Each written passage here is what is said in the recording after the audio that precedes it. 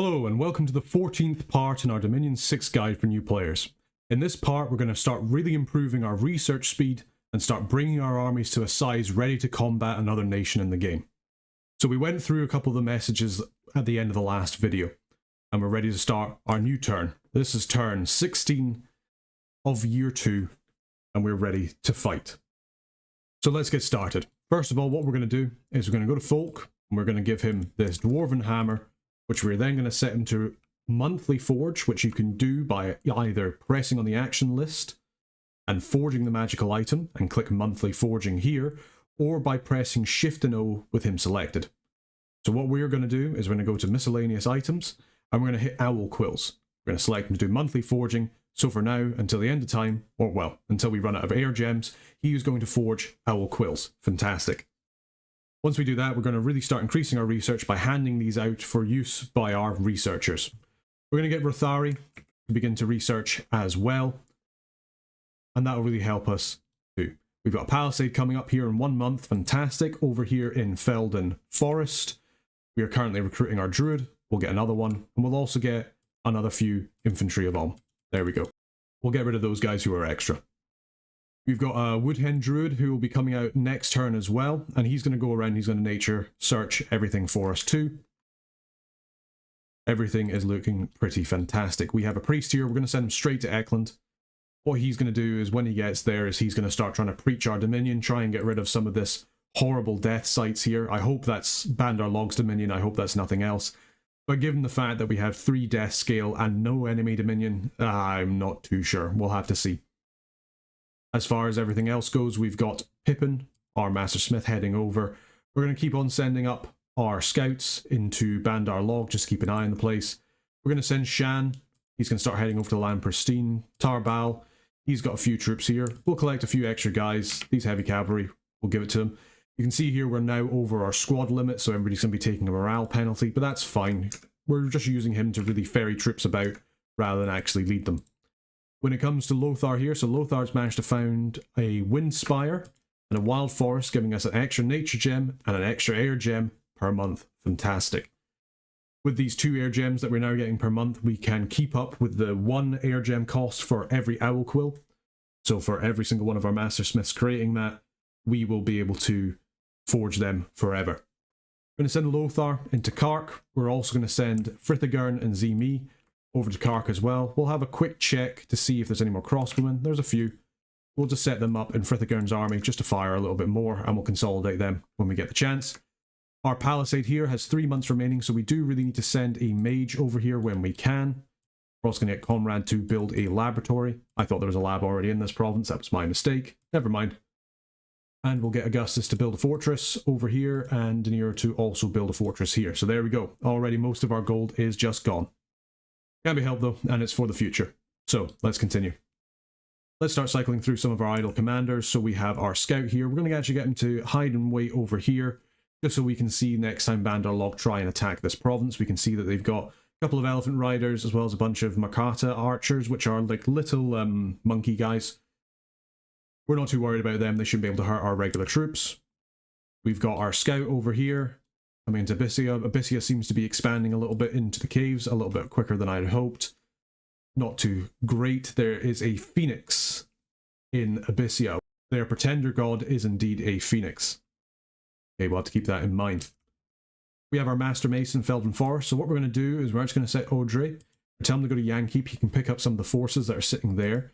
And if we click on our Master Mason, we can see that we can actually continue the fort construction. So the good thing about forts is even though they take multiple turns, you can leave them and come back to them at any time. If, however, you lose the province, you lose all of your fort construction time, whether somebody is working on it or not. So you really want to make sure that your forts are protected. As it stands, we're going to have Hildegard come into Felden Forest next turn, which is fantastic. We can see from our recruitment here, we've got those infantry of Ulm ready. 30 more infantry of Ulm. She's really going to be able to bring up the forces for us to bear so that we can go and attack this site full of long dead and ghouls. As it comes for Adeloid and the boys here, I think what we might do is we might grab all these Berktried warriors that we have. You can see that they're undisciplined, so they're just going to run forward. We're going to set them up slightly behind our infantry of Ulm. Our infantry of Ulm are going to hold for 2 turns, then advance. So these guys will run past them, chuck their nets, then the infantry of Ulm will come in afterwards and hopefully be able to clear things up. I think as well, because our research has progressed, we're going to change slightly our master priests and what they're doing. So I think what we're going to get them to do is we're going to get them to temper armor twice, and then we're going to get them to cast Strength of Giants twice. Yes, we'll get them to cast their Strength of Giants twice after casting temper armor twice. So what temper armor does is it has an area effect of 5+, plus 1 for every extra level the caster is, because we're summoning earth power, will be level 3, so that's an area effect of 6 squares, which is pretty nice. It will cost 15 fatigue for every cast, because we'll be a higher level of earth magic, and it grants 3 protection to all armor parts of every soldier that's targeted. Now, if that targets our knights, which it should do, because they are going to be standing behind our knights, as we can see on the formation screen, that will give them +3 protection to all of their armor slots. So they have 23 protection on their head and the body.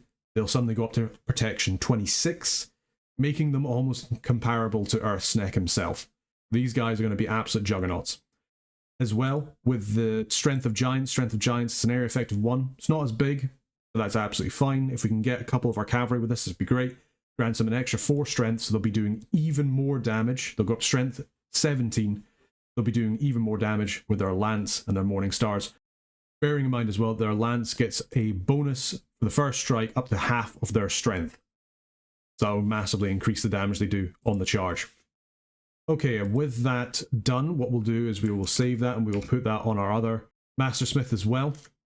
For this province's recruitment, we're going to get that Wizard of the Earth, not for a little while, probably another 3 turns, just because we don't have a fortification here.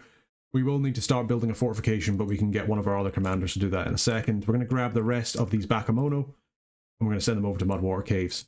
For these guys here, we're going to start sending them to Mudwater Caves as well. We do have this hidden unit here. So what we're going to do is going to make sure that these guys, they're also undisciplined. We're going to tell him to stay behind his troops. These Bakemono Show and the Hurlers are both going to run into the Mudwater Caves.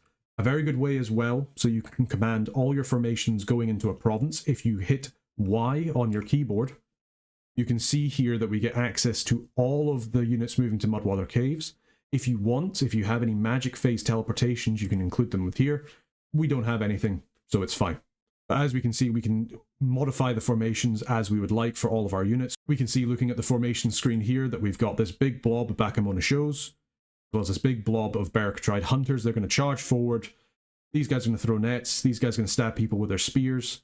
And then our infantry of Ulm, oh, didn't mean to move them. And then our infantry of Ulm here, we're going to hold and attack because we actually care about these guys. We don't care so much about the other guys. They're going to hold and attack the closest ones, so they'll come in and they should be able to absolutely destroy these cavemen. These cavemen are slightly stronger than humans. They don't have very much armor, so I'm not too bothered about them really. So we should be able to deal with them fairly easily. Okay, let's keep cycling through our commanders. So we have Hilderic and Theoderic.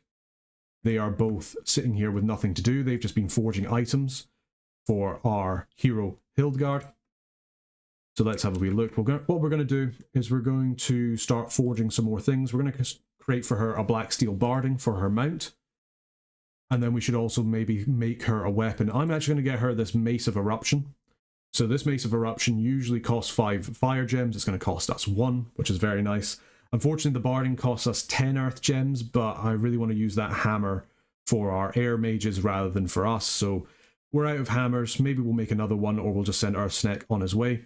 I want to make this Mace of Eruption because not only does it hit for okay damage that does magical damage, it has an extra hit effect, which is a Flame Eruption, which is an area 1 extra damage of fire damage, which is armor piercing for the entire square. So Hildegard will hit and she'll just cause a large explosion wherever she hits. I think that's worth it. So what we're going to do is we're going to make that. She will also need a shield. So let's maybe send one of our other guys here. We'll make them produce a black steel kite shield. You can see here 29 protection for a shield. That is absolutely excellent. Also has a really high parry skill. The encumbrance isn't too bad and it's better than what she currently has. You can also make tower shields. Tower shields don't really have quite as much protection as the black steel kite shield. However, they do have a higher parry amount, which means it's easier to parry using the shield and also to block missile attacks. Unfortunately, as we can see, it cannot be used by mounted units, so we'll have to make the black steel kite shield. That's absolutely fine. We're using a couple of our earth gems, but we'll make more very shortly, and everything's completely fine. As it comes for the earth snake, I think what our snake's going to do is he is going to head on to baptizer. We're going to take this province. It's just Ictiads. We can see here that Ulm is starting to get a little bit busy when it comes to editing people's orders, so what we can do as well is we can press Control and T. And what that will do is it will bring up the orders for only the unit that we currently have selected, which will help us a lot when we're trying to select armies and tell them what to do. That and the Y really do help you when it comes to managing very large forces that are maybe going different ways. You want to make sure that everybody's moving in the right area. So I definitely recommend it. So when it comes to Earthsneck, instead of flying shards, we're going to tell him to cast something else. What can we get him to cast? We're going to get him to cast Strength of Giants on himself, and that should be absolutely fine. He's then going to attack the rear. He'll be able to take on these Ictiads. I have absolutely no question about that. Good. Alright, so we don't have that much money. Let's check our recruitment in Ulm. We are making our Black Priest. We'll get another Priest Smith as well. We're making a small amount of forces here too. Excellent. In Felden Forest, we have our recruitment done already. Forest of Gila. Let's start making up our Master Smiths. We're going to put them on repeat recruitment here. And that should be absolutely fine. We don't have to babysit them quite as much. Over here, we don't have much money left, but we should start recruiting some more infantry of Ulm. Then again, we are also going to be fighting against a castle here. We're going to start recruiting some sappers, actually, as well as some infantry of Ulm. These sappers, if we get them to a high enough concentration, will really help us siege down the enemy capital much quicker than we would be able to otherwise. So I think that's a good idea. As for our guy here, we're going to attack the current province. He will wait until any other troops are coming in as well to help, and then they'll all work together. As for our scouts, let's maybe send them over to Ryad. It seems like these places here aren't particularly defended, but we can't really tell with our scouts, which is a bit unfortunate. As for over here, I could get an additional spy if I can get the money together, so maybe let's just stop recruiting these independents. How many crossbowmen do we have here? A few. That's pretty good. Yeah, let's maybe stop recruiting so many crossbowmen, and we'll get ourselves a little spy as well. He'll come out in 2 turns. Okay, continuing to cycle through our commanders, that's everybody done. Let's have a little check of our research. So we're going to get enchantment level 3 next turn. We're then going to work for evocation 3 and then alteration 3, which we're going to get before we really know what comes to hit us. So now we have to really think about what our research goals are going to be. So as I've said previously, evocation 6 is very nice because we obviously get Iron Blizzard. It also means that we can get other spells like Magma Eruption, a lot of things that will help us. Earthquake could be very useful if we wanted to send an Earthsneck or somebody with a couple of Earth boosters, but in order to get Earth boosters, we need to get Construction 5. Potentially Construction 5 could be also a good thing, because we'll get greater magical items, we'll be able to start forging a lot more stuff. It also means we won't be so reliant on the Earthsneck to make all of our Dwarven Hammers, because what we can do is we can create boots which will boost a path in Earth for whatever mage is wearing it by 1, which makes any of our Master Smiths able to construct those Dwarven Hammers as well. The more I'm thinking about it, the more I'm sort of talking myself into it. We can also start getting things like Clockwork Soldiers, which we can cast now, or Clockwork Horrors. We don't really have the gem income to really use them so far, but they could be quite useful underground, being that they would be magical. And we don't really care if they die. Also, they don't cost any upkeep, which is also very nice. Yeah, I think I've convinced myself to get construction level 5. We'll add that to our research queue, and then when we get to it, we'll kind of review it and see what we think. With that, we've used all of our money, we have done all of our recruitment, we've done all of our actions, there's nobody left idle. And with that, I think we're ready to go on to the next turn. Let's go. So coming into the next turn, we can see that we already have completed enchantment level 3 and evocation 1 in the same turn. Our research is really starting to skyrocket. There was a battle in the glowing caverns, which looks like Abyssia starting to come out into the independence. You can see they're using their lava warriors, their sacred troops, which they have 10 of, and they got 31 kills. Let's try and see them in action against somebody who isn't just purely a spy. So coming into the battle, you can see the amount of heat aura these guys are having. Everybody in Abyssia does have fire resistance, so they will be taking next to no damage from this. However, you can't say the same for these poor Bakemono, who are even being set on fire with just the amount of heat that's currently coming into them. As well as these skeletons over here, you can see how much damage that is being done by these lava warriors here. They are sacred, however, they are not even currently blessed. but with their heat power, they're doing quite a lot of damage. We're going to be quite scared of them. They'll be able to punch through our armor pretty effectively with their 2 attacks, and also exhaust our troops with the amount of heat aura that they're making. So, decisions, decisions, decisions. There was a battle in Crack, let's move on to that. So this is our ragtag group with our Prophet as well as our Meteorite Guard that we can see here. We have a Shambler as well who's just going to charge in. He'll probably die, but I don't really care. He'll trample a couple of troops and then he dies. Our Cavalry are clashing with this squad here, and they're going to start rounding around to the back and start taking out their commanders. The armies have routed, and we've already done pretty well. Let's have a look at our casualties. We lost our Shambler Thrall, but other than that, everybody survived. You can see these Meteorite Guard are actually kind of kept up with our infantry of them. They are pretty decent troops. They're one of the elite troops for Atlantis, so the fact we got through a random event is always quite nice. There was also a battle in the Mudwater Caves. Let's have a little look. So this is our battle underground. You can see our 2 undisciplined forces charging ahead of the lines. Congregating here, our infantry will start moving up as well. And here we are clashing the cavemen. The cavemen are quite scary, even with our cavalry, who are already blessed. Let's see if they got any extra protection. Doesn't look like it. This guy did, so this guy got some extra protection. Who else we cast on? Not entirely sure. But no matter. Our troops should be able to deal with these cavemen. As you can see, they have protection 2, which really is not a lot. They have high hit points. They are slightly larger and stronger than a human. So it does mean they can get through our protection. But with our use of the Netter guys here, as well as these Bakamoni, who are already routing, unfortunately, we should hopefully be able to deal with them. And we can see there that we've definitely lost at least one Black Knight, sorry, as our Black Lord comes in. But it seems we managed to rout them, so really can't complain. Let's have a little look and see how many casualties we took. So you can see here that we did take quite a few casualties. We lost a bunch of hunters, a bunch of Bakamona show that we don't really care about. We did lose 1 knight. That is unfortunate. We lost 3 infantry of all.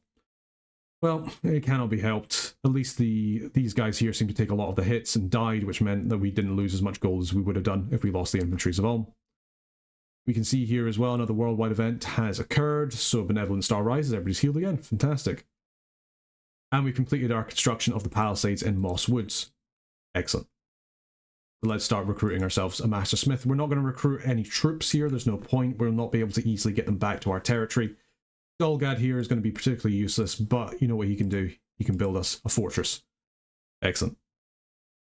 Looking back at the messages as well, we also have a famous hero, which is our Black Lord. Let's see what he's gotten. So he is unsurpassed luck.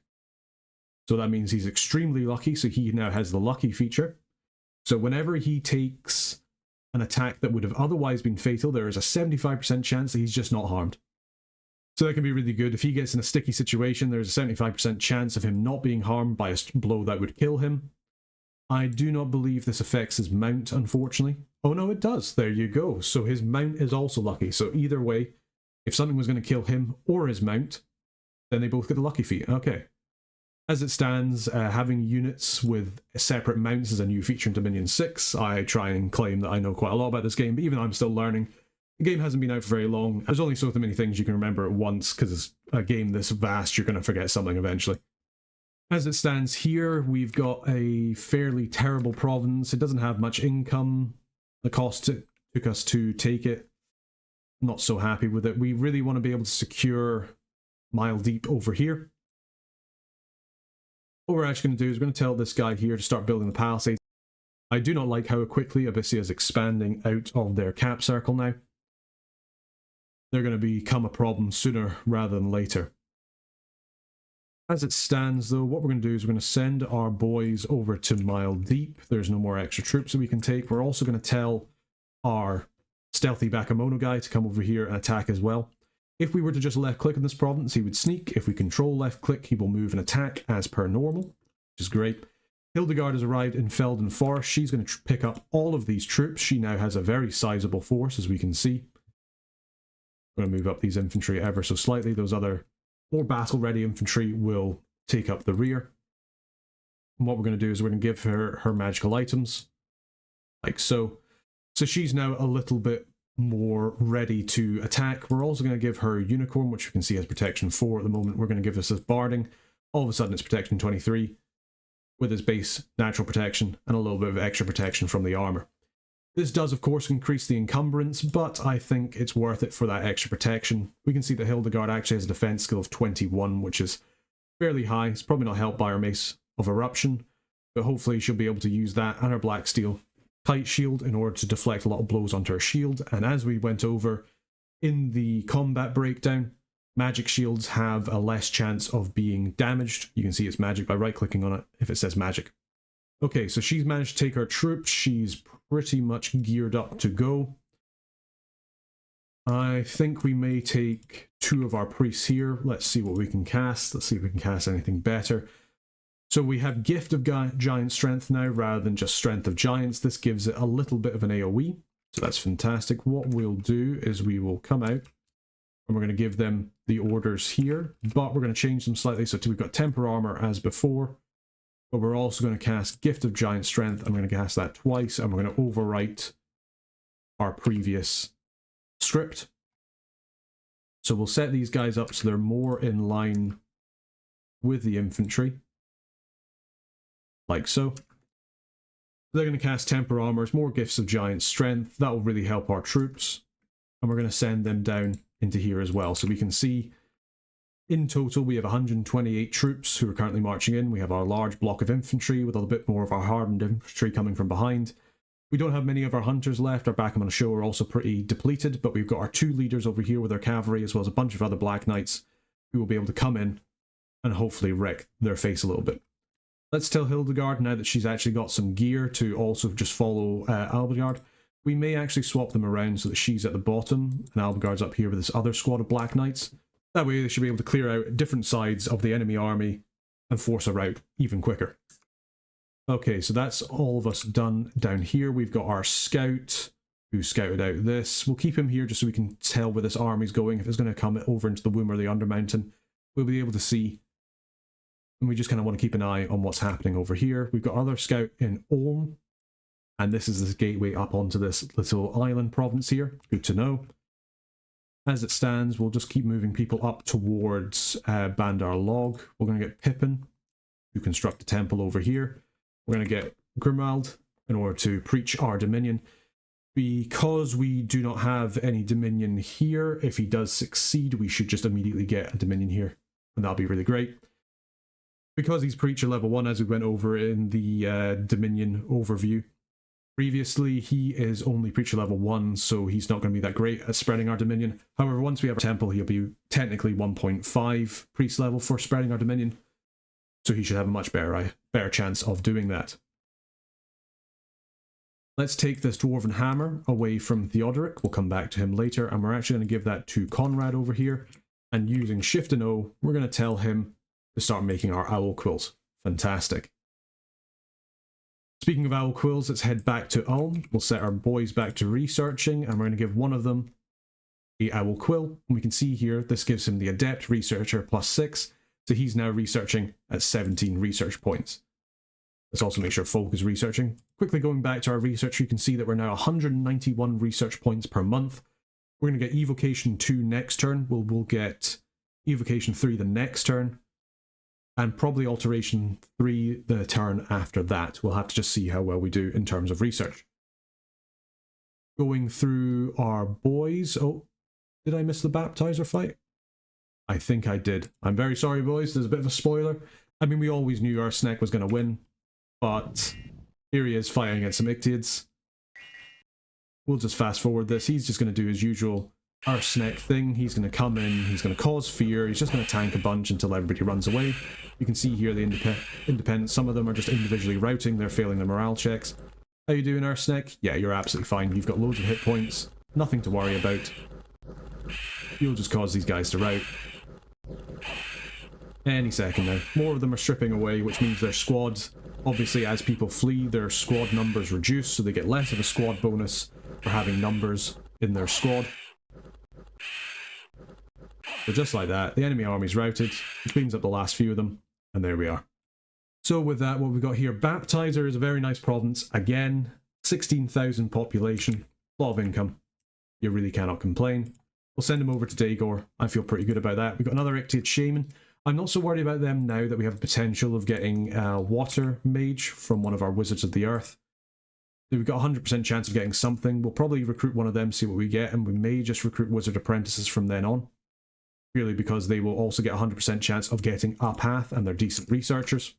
There is some argument to be made now that we don't build a temple here, so we're less likely to spread our dominion down here, just so we don't get our drain scales, and they're more effective researchers. We'll just kind of have to see.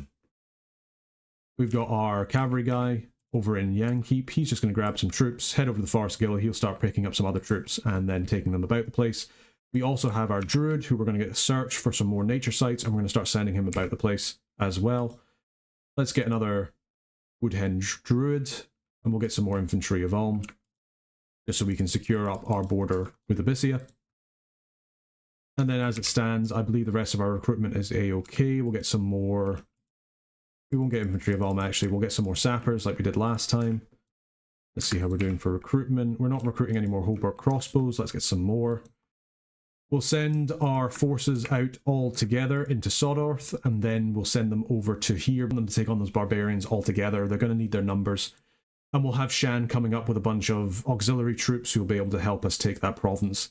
If we can get it so that our bear tribe are tanking the barbarians rather than our main dudes, then we should hopefully lose a few less troops. We do already have Tarbal here, so we're going to pick up some extra crossbowmen, like so. And he's actually just going to patrol. We don't have any defense here, which is a bit of a mistake. That's such a high-income province. At least we have it in Cybermark. Cybermark, with its massive population, effectively capital-level population. We see that Ulm has 42,000 people in it. Cybermark has 33. That's a lot of income. Part of me does want to build a fortification there just purely to increase the income as well. That's something we can maybe talk about when it comes to it. Other than that, we have done all of our research. We do have Adolf, who we are going to send up rather than researching. Because he is a blacksmith, we might as well do that. And we haven't recruited anybody in Ulm, which is more important. Let's actually take our Woodhenge Druid off of here and reduce the amount of independent recruitment that we're making. We want to make sure that Ulm is always producing at least one Mastersmith, preferably two. I don't think there's anywhere else we've really got any recruitment. We're mostly just building up our own guys. Potentially down here in the hole. Nope. Underhome. Nope. Okay. So we're missing out a little bit of recruitment there in Ulm, which isn't great. But hey ho, what can you do? Sometimes that's just the way the cookie crumbles. Well, with that, I think we're okay. We've got pretty good scout coverage over here. In fact, we can actually just get... no, 35 gold. No. We'll get rid of one infantry of Ulm from here, and we're going to recruit another scout. We've got our spy, we've got our scout. We can start getting more information on Bandar log. We just really want to keep an eye on them, just so that when we're ready to fight, when our troops have all swept around from here, through this throne, and into this area over here, and we have more of our infantry ready to strike from this side here, we can really start heading the fight into Bandar log. Okay, and with that, we've done our recruitment, we've done all of our actions, we've done our research. Let's end the turn, and we'll go over what's happened on this turn here and see what we can see. So we've searched for a site, we haven't found one. Evocation level 2 is finished, fantastic. There was a battle in Dragor, which is our god fighting against some independents. These are just mermen, they're not very good. They do have coral spears, which do have a little bit of poison on them. Fortunately, we have poison resistance 15, so we shouldn't take any poison damage from that. And we can see here that Ursnek is just very slowly just whittling away at them until the fear hits, and they are dead. Fantastic. Meanwhile, we do have a larger force attacking in Mile Deep, as we can see. Our mages will be buffing up our troops as best they can, which is this little area effect here. Here go our horsemen, heading out, surrounding the back. These guys are taking out what looks to be some of their commanders. We have one commander left here at the back. We can see Hildegard up the front. She's blasting away with her Mace of Eruption, and they've killed everybody there. Fantastic. Let's have a little look at how many casualties we took. So we took 10 Bakamona shows as casualties, 1 hunter, and 1 infantry of Ulm. Fantastic, that's exactly what we want. That's the whole point of these worst troops. They're just there just to die for us instead of our infantry of Ulm. The less casualties we can take, the overall better it is for us. With this group of troops, we may even be able to start moving up towards that throne in order to take it later on, or at least secure it for ourselves. We did also have the battle in Sodoroth, which is another of our armies. You can see our armies are getting a little bit more sizable as time progresses, as we start amassing more and more troops. You can see our cavalry coming around the back. They have absolutely destroyed that priest, and with that they have completely routed this army here. Great job, boys. Our Atlanteans, as you can see, are pretty slow. Their armor is pretty tough for them to walk around in, at least in comparison to our one. Our armor is just better. Almost supremacy. Let's go. So an unexpected event has happened in the Black Waters. We found some more Earth Gems, very nice, and conjuration rituals are cheaper for this month. And the castle in Felden Forest has been completed, which gives us 2 commander points per turn, but we can use our Mastersmith to start improving that even further. It's also going to boost our income in this province, which is very nice, and increase the number of defenders that we have as well. Okay, and with that, it's been another very successful turn for us. We're expanding still pretty well. We're starting to get towards the end of year 2. There hasn't really been much clash with Bandar Log as of yet, mostly because they just haven't come to us. I'm very much expecting them to either declare war on us or us declare war on them on the next couple of turns, probably by the start of year 3, once we're starting to feel a little bit more secure in our position. But either way, I just want to say thank you very much for watching. That's where we'll end the episode here, and until next time, take care.